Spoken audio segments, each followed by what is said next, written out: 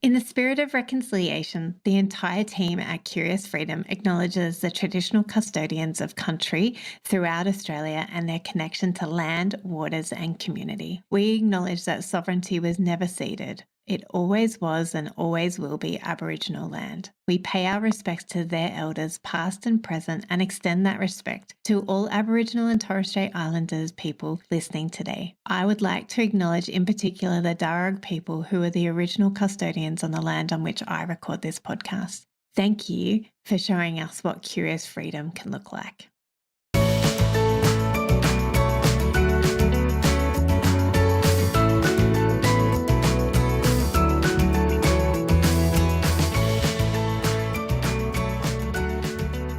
Hello and welcome to the Curious Freedom podcast with me, Kirsty Farrugia.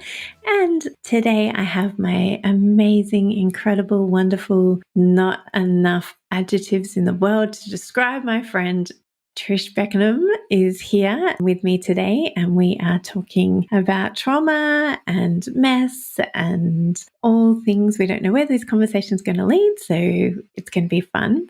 Trish is my dear friend, and she is a certified register counsellor in Australia and has been for 6 years. And I couldn't think of a better person to have on, particularly after our episode a couple of weeks ago about stress with John. I thought, I want to dig more into the body and how our body responds to stuff. And so I thought I would have Trish on. So welcome, Trish. Hi, thank you for having me. So wonderful to have you on my imaginary couch today. So, Trish, have you ever been in a messy situation?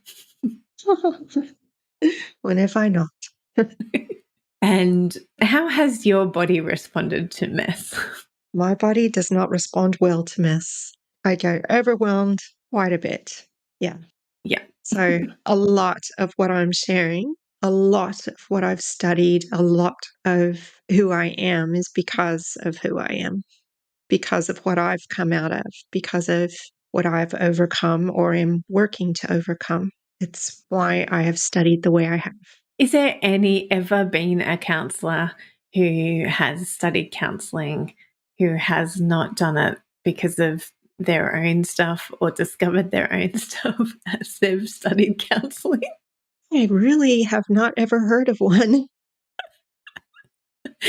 No, and even if counsellors haven't had their own trauma and mess that they've grown up through or in through or come out of, it is quite common to discover just how messy you are as you go through the counselling qualifications. Hey. Oh, yes. That's on top of all the little moments of doing abnormal psych and wondering if I'm, all these weird things. Yeah, I digress. No, I made us digress because I have quite a few counsellor friends, and I think that everything I've heard about counselling has made me think if I don't want to learn more about myself, don't study counselling, don't go to a counsellor, don't. Just continue to stick your head in the sand, Kirsty. Stick your head in the sand. Yes. I actually saw a meme the other day. Somebody shared with me that said what people think going to counseling is like, and that's just talking about yourself. But for the counselor, it's hearing their attachment, understanding everything that they've been through, all the different ways of understanding what they've experienced, and realizing that, oh, wait a minute, that means I'm on counseling mode constantly because I'm constantly hearing and understanding all that stuff. So trying to bring myself back thanks to a meme. So what is it like to be a counsellor and view the world through that new lens that you've been given through all of your training?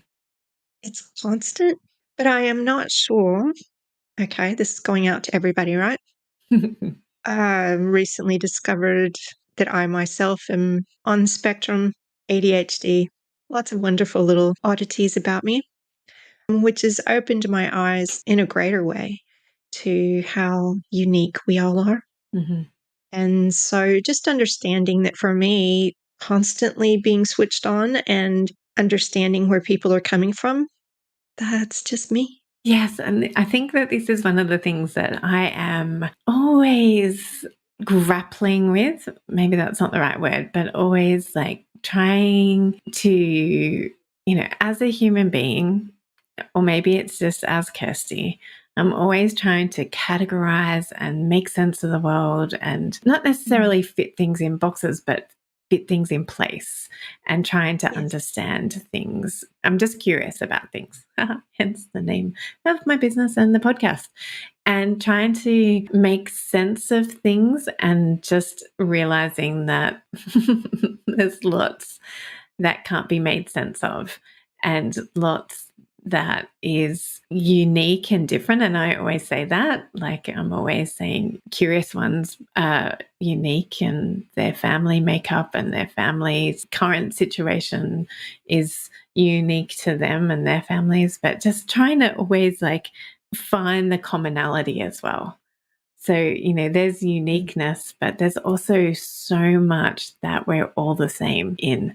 And that I think one of the things that I really have a heart for people is that dichotomy, in that we are unique and yet we all have really similar experiences, and that we're actually not alone ever in our thoughts.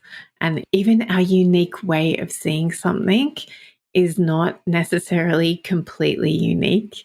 And we're not like, it's such a dichotomy. Is that the right word to use?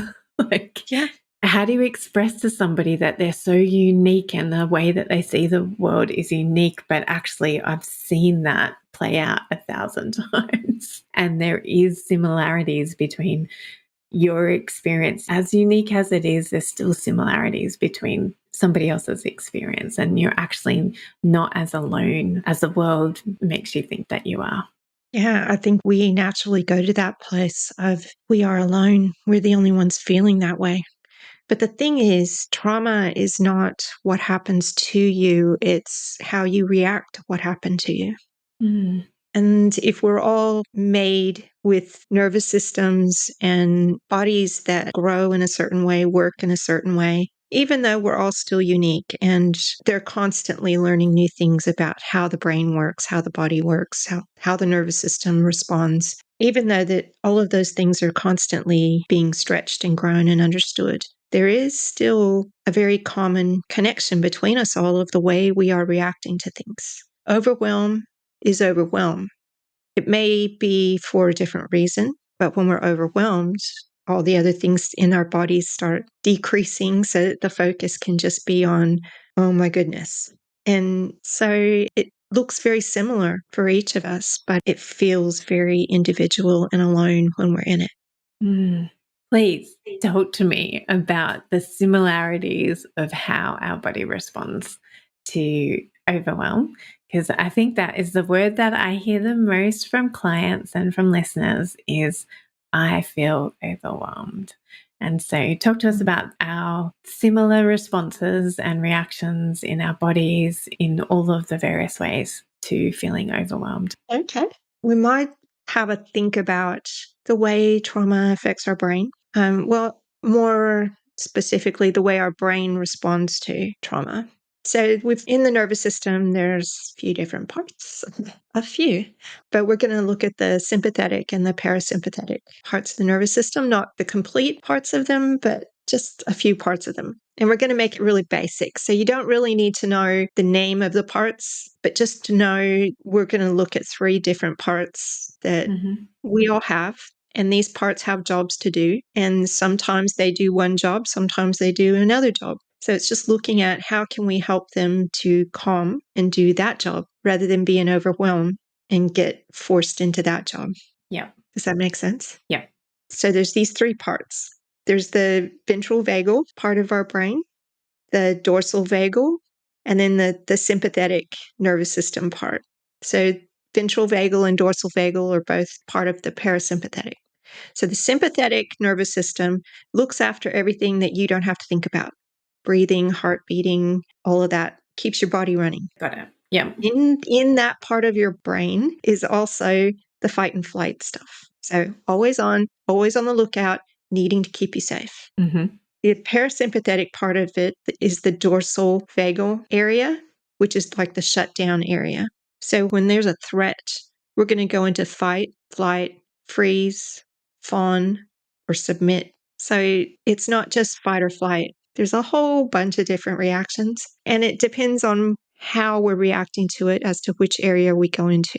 So the ventral vagal part of the parasympathetic nervous system, let's put that down on the bottom. We make it like 3 levels. Mm-hmm. So we put the ventral vagal on the bottom. That's going to be our social engagement area. That's where, when we're doing good, we're in that space where we're feeling awe and joy and peace and connection, authenticity, all these really wonderful things we're experiencing in that part of our brain. And when we're in that part, we're able to connect with people. We're able to be confident. We're able to be a whole person and connect with another whole person. And there'd be that, bubble magic in between. Love that way of describing. I know, it's a beautiful way of describing it. But when a threat comes into that space, then we move up, we shift up to the next level, which is the sympathetic area. We move into the fight and flight. However, as an adult, if we learned as a child that that's not going to do any good, then instead of staying in fight or flight, when we learned as a child that I can't fight it and I can't run away from it, I'm going to have to endure it and hope I survive, then we shift naturally. We skip fight and flight and we just shift up into freeze and immobilization. We shut down, isolate. We feel helpless. We feel hopeless. So the dissociation, the hopelessness, the addiction. Mm-hmm. Because the funny thing about addiction, the opposite of addiction is not non-addiction. The opposite of addiction is connection. I knew you were going to say that word. And when somebody is stuck in an addictive personality, even if it's addicted to collecting things, like I collect rocks. I'm your good friend, so I knew that. And as soon as you said collecting, I was like rocks, maybe? Yeah, I have a few.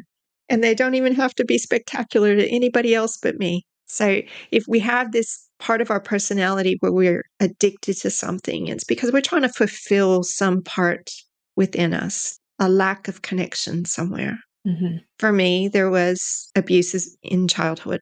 And so overcoming those, but then recently discovering about autism, ADHD, there are also parts of my growing up that I didn't realize were harder for me because I wasn't processing the same way as everybody else. So that leads me into a place of trying to comfort myself and trying to fit into a world that I wasn't understanding.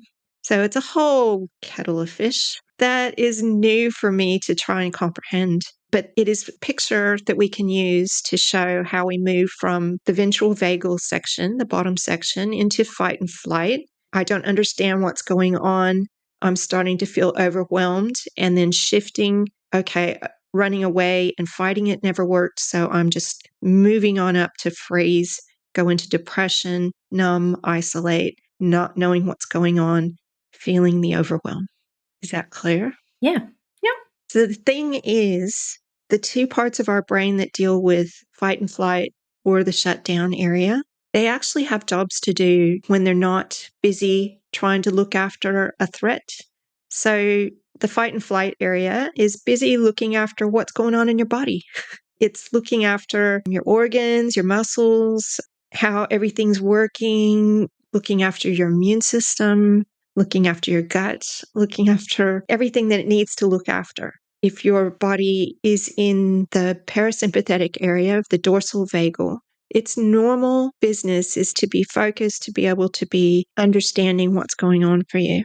The fight and flight area is going to help you to be motivated, so it has a good reason to be there. So on a good day, when we're in the social engagement area in the bottom and everything is working good, then the next bit of our brain is going to be looking at how to keep us motivated, how to keep everything going well, how to keep our blood from clotting, and just everything functioning well. The next level is going to be busy helping us to be connected and to be able to function in a healthy way without inflammation and sickness and all of that. Mm. So that's what we want our brain to be. Truth is, I guess being a counselor, I don't get to see many people who live in that space because it's a balance. It's not like we can live there permanently, but it's a place where we can get to in moments, and to be able to catch it and enjoy it while we've got it is great. To appreciate that our brain is also keeping us safe and helping us to be safe is not a bad thing. That's actually a good thing. It was made to be able to help us do this. So getting to a place where we can accept, oh, I'm actually feeling this at this moment. It's not, oh my goodness, I need to go hide in a hole and feel this. It's just acknowledging without judging ourselves. I'm actually feeling this at the moment. I'm feeling like I need to run away. I'm feeling overwhelmed. And just acknowledging that, you know what? I've got a good reason for feeling that way. I maybe don't have a reason right now. I don't know what's happening right now that I feel that way. But when I was younger, there was a good reason to feel that way.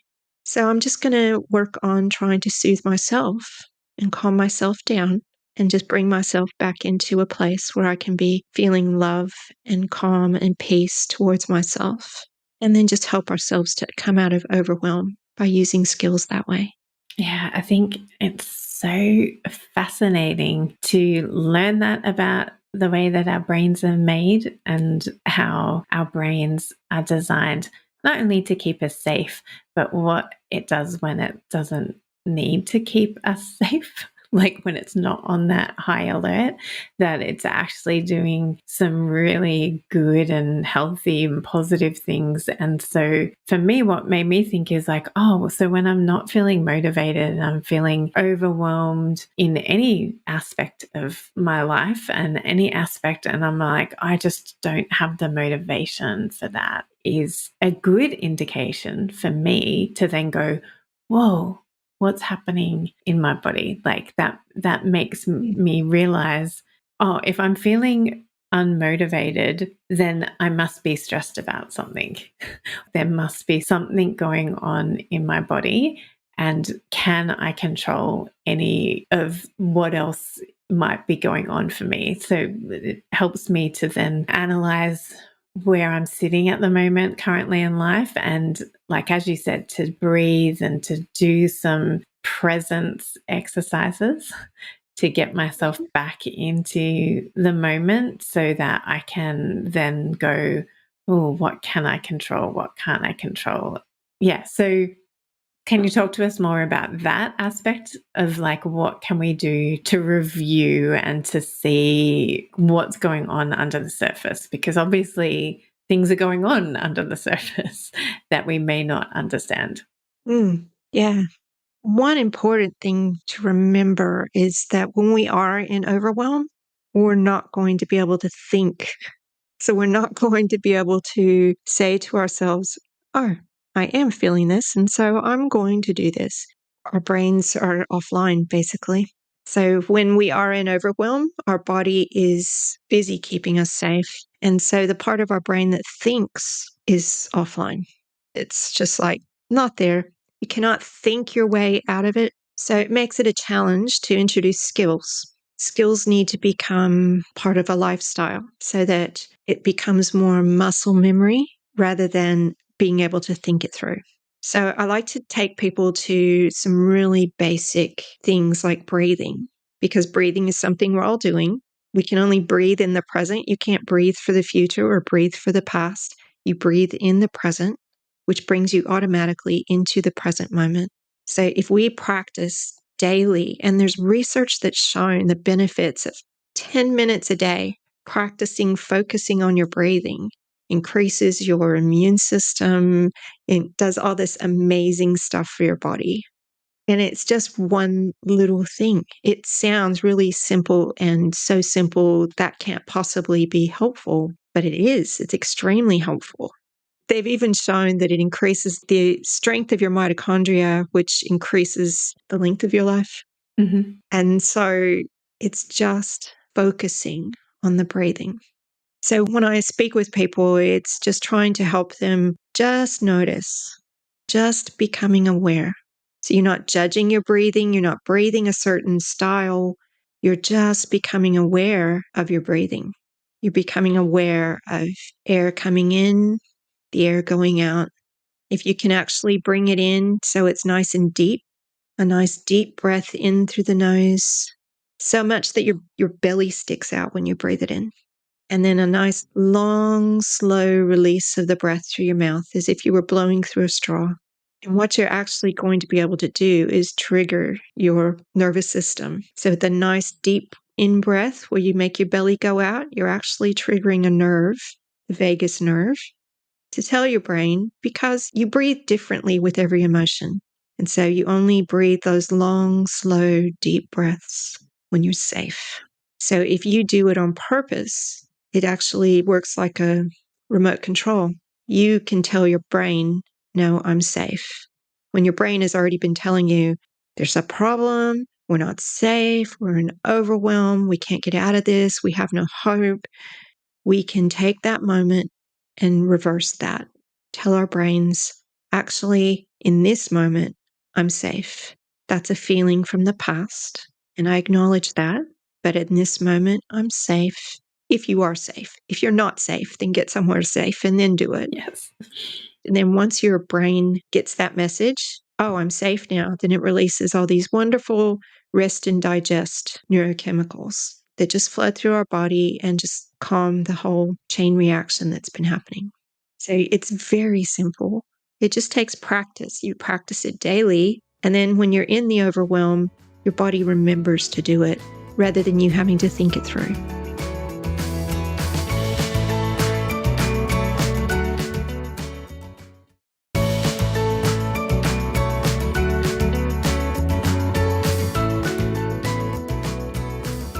I don't know if anybody else feels this way, but sometimes just having knowledge for me helps me to realize what's going on. So, for instance, like you talking about the fact that when we're in overwhelm, we feel unmotivated. That for me was a light bulb moment of going, oh, that's awesome knowledge that of course, my motivation disappears when I'm in overwhelm. That makes total sense when I think about it, but often I can't think about it. And I've had a couple of experiences where it's just that knowledge, pre-knowledge, helps in the moment. It helps me to go, oh, this is what's going on. Oh, okay. I am safe. I can breathe. I can do what I know is best for me because I had a light bulb moment earlier. And somewhere in my brain, I was able to access that knowledge, even in an overwhelming situation. That's why I'm so excited to have you on so that we can talk about how our brain works, so that hopefully, if anybody else is like me, they can also recognize quicker. They can quickly recognize what's actually going on for them and do some easy exercises to calm themselves down enough to be able to switch their brain back on and make the best next right step for them in whatever circumstance that they find themselves in. Yeah. If you're stuck in the fight and flight area, your brain has already released chemicals like adrenaline and all these wonderful things to make your body ready to fight the threat or to run away from the threat. And so it has prepared your body for it. So you've got all these wonderful chemicals raging through your body that focusing on your breathing is not really going to help. So you need to actually get out and do some physical activity as well. You need to meet what's happening in your body. So if the rage is happening, if the I'm going to tear this apart is happening, then get out and do something. Get out in nature. Can be helpful for people.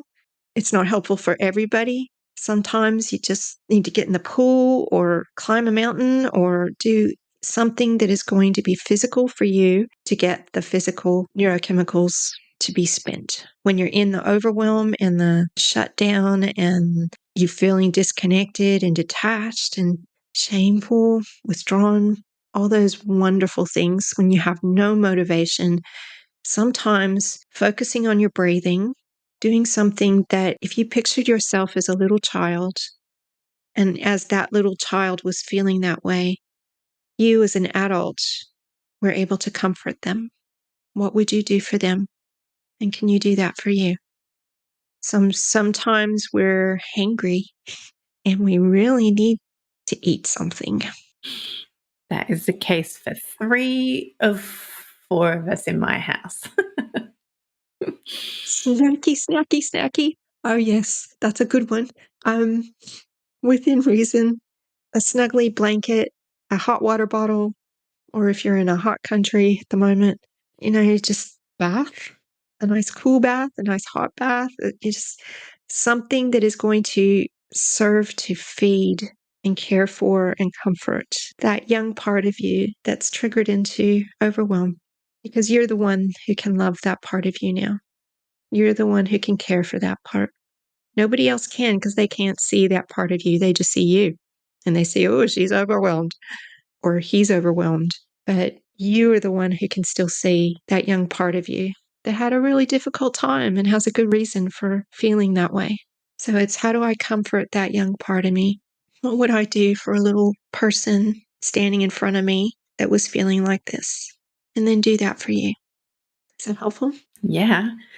I just want to dig more into trauma now, because I'm like, what is trauma? Because you mentioned trauma at the start, and I think that a lot of people don't go, well, I wasn't abused as a child. I didn't have massive trauma that we think trauma often is related to.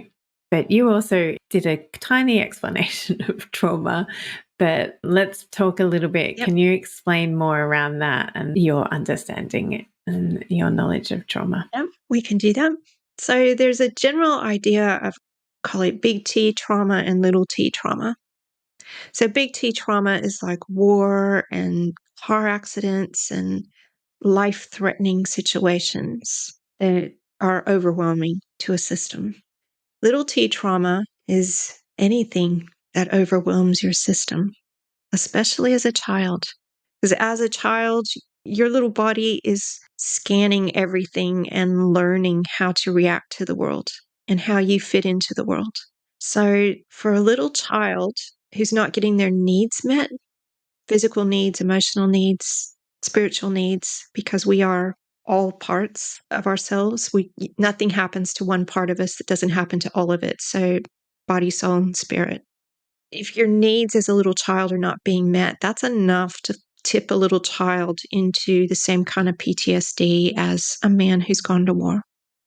So a neglected child, that's serious stuff. Mm. And we don't think that. We think, oh, well, I didn't get beat. Well, that's good.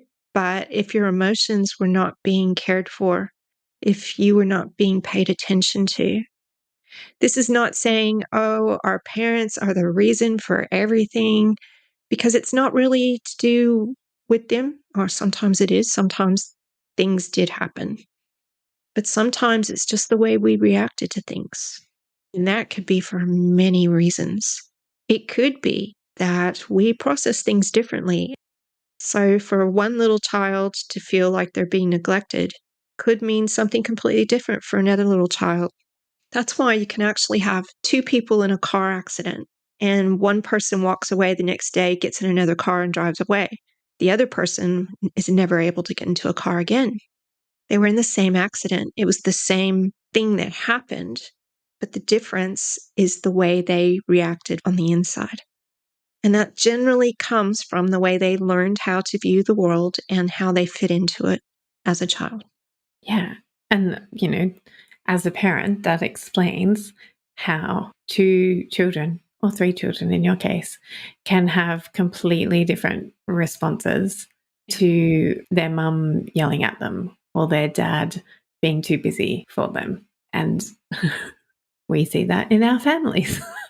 And we Definitely. can go back and see and talk to our siblings if we have them, and they probably have a completely different or nuanced response to the same situation that we experienced. Definitely. I hear it all the time. Yeah. People saying, oh, it's like my brother or my sister grew up in a different family. They had a completely different experience to me. How did that happen? I'm like, well, this is how our let's have a bodies look. work. Yeah. We're all unique. We all respond and process things differently and the same. So it could be that a parent was sick. Maybe the parent was in overwhelm. Maybe the parent didn't know how to do it, didn't have it taught to them how to parent.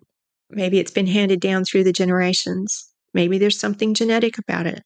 There's so many different aspects to how we form who we are and how we fit into the world that you can't say, oh, it was my mother's fault.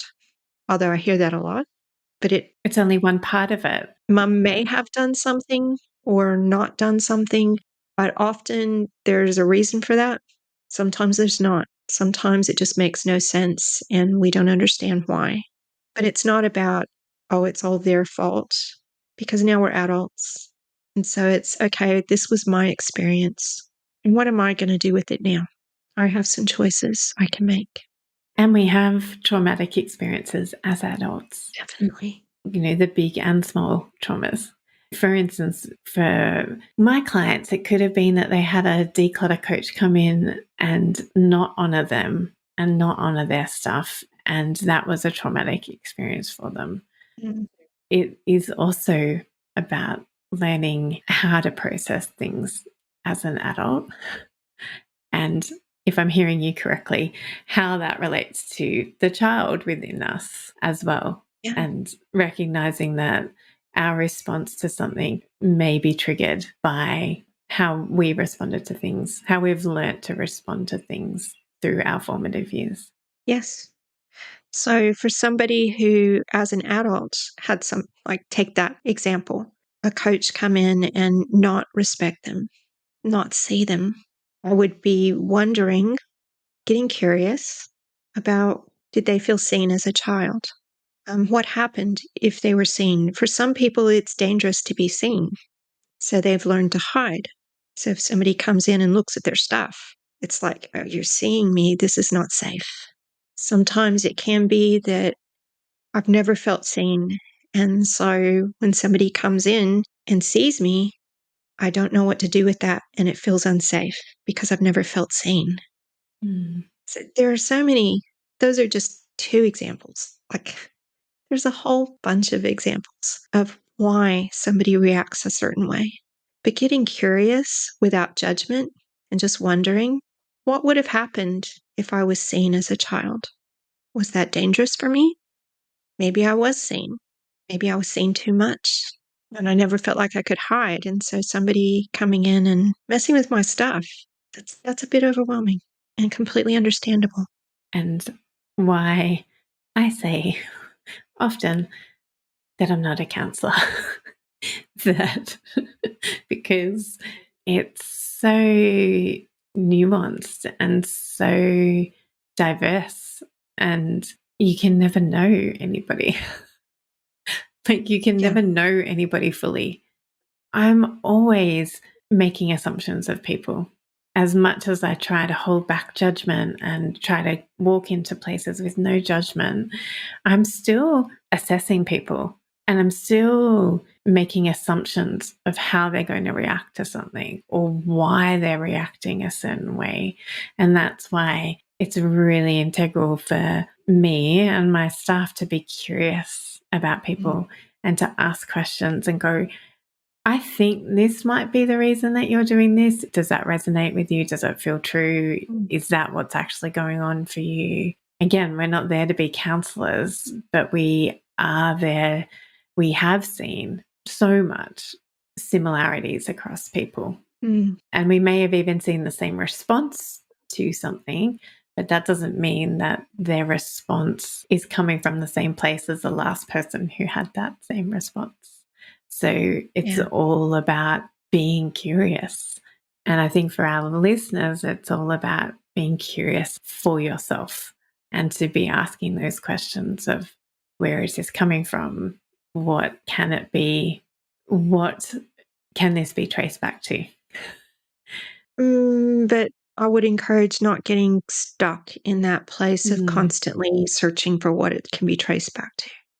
Sometimes it's just enough to know that, hey, there's a young part of me that's not feeling so hot right now. And also with looking after people, it's important to allow people to have their opinion and their understanding. So getting curious, but even in saying, hey, I think this is what might be happening, we're saying that's what I think. So getting curious and saying something like, what do you think might be happening here?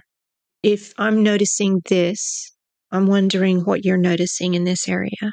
And just always leaving space for the person to respond with how they feel, how they think, how they understand the situation to be. Often we don't know why we react to things, and so we're just stuck in the reaction. But coming to understand that, hey, there's always a reason for a reaction, and just getting curious actually gives us the chance to pause and create space to respond rather than just react.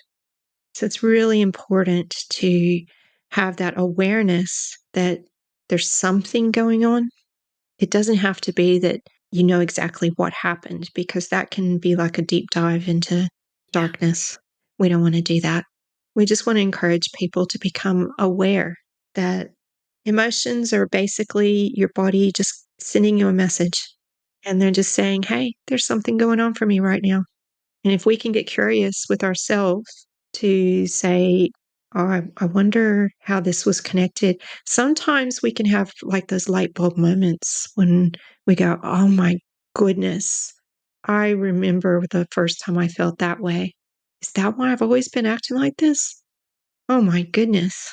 And just, you never know what you can run into. Yeah. And those light bulb moments are probably best done within a counselling session, Yes.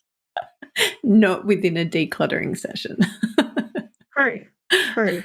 Because you are trained to hold space and you are trained to help people to move through that.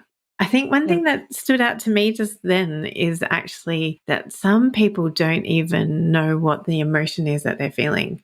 Like they're Yeah. just feeling something in their body or feeling agitated. They're not feeling the emotion behind that agitation. They're just like, I need to move my body, or I want to Yeah. bash something, or I want to hug somebody in a positive. Let's go positive.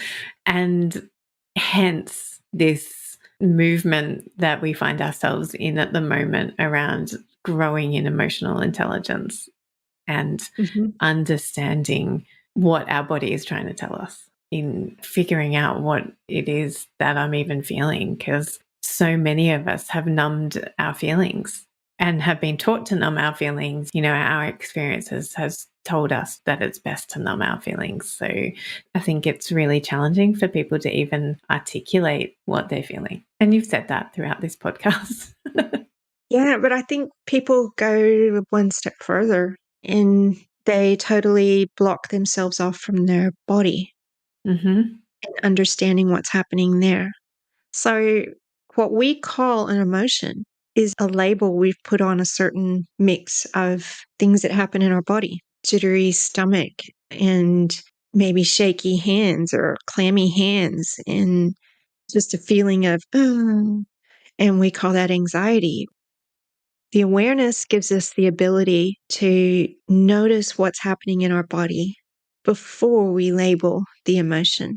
So if we can notice, oh, hey, I'm getting that jittery feeling in my belly, that leads to feeling anxiety. So it's not that we're being hit with anxiety, it's that our body has noticed something and is reacting. So it gives us the chance to then pause before all of it hits us, Mm-hmm. and to care for ourselves at that point rather than waiting until it's full blown overwhelm. We've noticed first, oh, that jittery feeling, oh, that tingling in my hands or feet. And it doesn't have to just be anxiety, it could be anything. And so awareness is probably one of the most important things that we can grow in, awareness of actually noticing what's happening in our bodies without judging it. It's going to give us that a moment of ability to pause and then to respond rather than just letting our bodies tell us something's happening and reacting. And I think that is a whole nother rabbit hole that we could jump down another time is our lack of being able to pause in our society. We haven't been given permission. We don't have the time. We don't give ourselves permission. It's a whole rabbit hole around permission to pause. But when I'm speaking of pausing, it can be a millisecond. It's just enough to give you that chance to acknowledge something in your thinking. You might be amazed at how much space it gives you. 100,000,000%. Yeah, I've been on a journey of trying to be more aware and more aware of taking that millisecond approach to every thought that obviously it's not every thought and it's not every feeling in my body, but 100% that it only takes a millisecond. And it's both.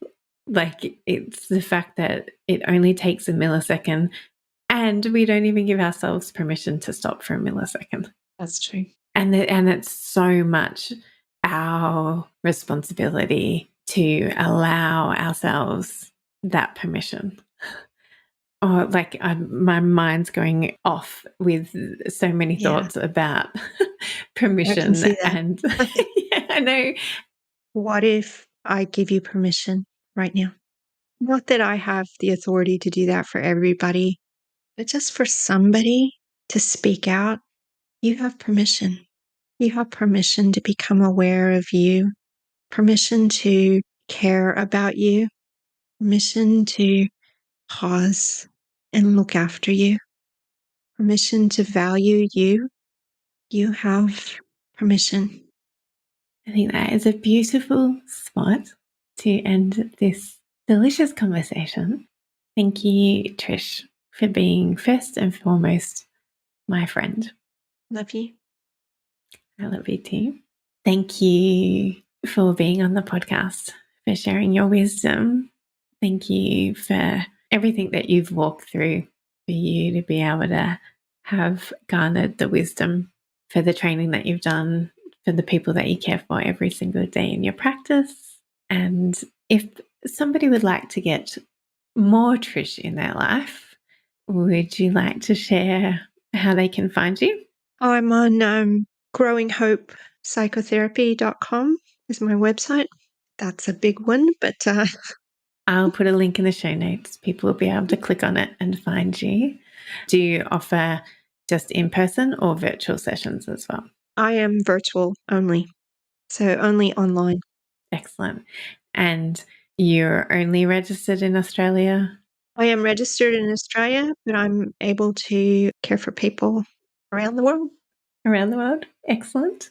Well, dear curious ones, I hope you found this discussion illuminating and interesting, and you can see for yourself how it relates to all various areas of your life and not just clutter and decluttering. So let me know if you'd like to have Trish back on. We can talk about so much, as you can see and hear. So again, thank you, Trish, for being on this week. And listeners, I can't wait to be in your ears again next week. So have a wonderful week. Until then, bye. Bye. Thank you.